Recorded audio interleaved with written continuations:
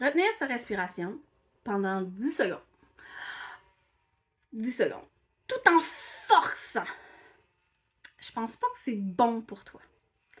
Alors, pourquoi on nous demande de faire ça quand il faut aider bébé à naître? D'après moi, pousser un bébé en soufflant est efficace et bénéfique pour la mère et l'enfant. Salut, moi c'est Anne-Marielle Tinker ou Anne Madoula. Je suis une accompagnante à la naissance depuis 2021 et j'ai fait plus de 30 accompagnements en tant que doula. Je supporte et encourage les personnes enceintes et le partenaire avant, pendant et après l'accouchement. Pendant l'accouchement, on est rendu à l'étape de la poussée.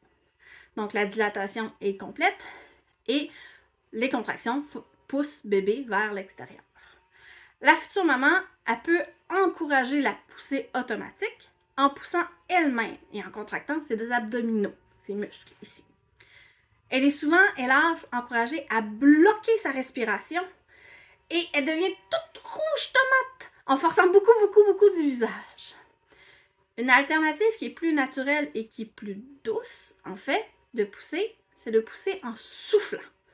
On peut souffler comme ça, mais on peut aussi souffler comme si on soufflait dans un ballon ou dans une paille. Et on expire doucement sans forcer du visage, mais vraiment en forçant avec nos muscles abdominaux. Le périnée, qui est l'ensemble de muscles qui est vraiment entre nos cuisses, qui soutient du bas du nombril jusqu'au coccyx, qui est vraiment le fondement, doit s'étirer doucement, au rythme naturel du corps. D'accord? Sinon, il risque de déchirer. Alors, si on pousse doucement, en expirant, on aide le périnée à s'étirer lentement. C'est une technique qui est considérée moins efficace. Mais oui, elle est moins efficace. Parce que le but n'est pas d'être efficace pour une poussée, pour faire naître son bébé.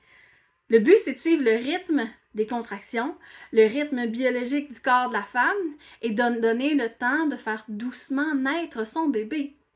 On n'est pas dans un concours de qui va pousser le plus vite. On n'est pas dans faire sortir le bébé comme une fusée. On est dans le suivre le rythme naturel du corps. Donc, pousser en soufflant, c'est plus naturel, c'est plus respectueux pour le périnée, ça respecte le rythme naturel du corps de la mère et ça aide aussi le bébé à avoir vraiment toutes les contractions, tout le temps qu'il faut pour naître.